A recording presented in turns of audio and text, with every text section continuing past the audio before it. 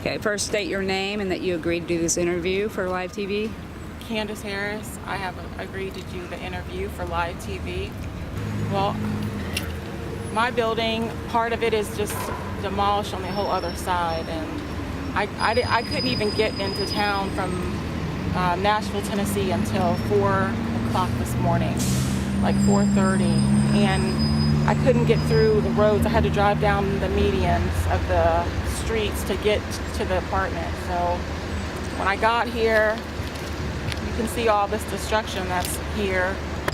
Now I'm in the process of just trying to grab a couple of things so that I can have stuff to hopefully be able to get to work this week and come back and get whatever I can because they're asking people to leave.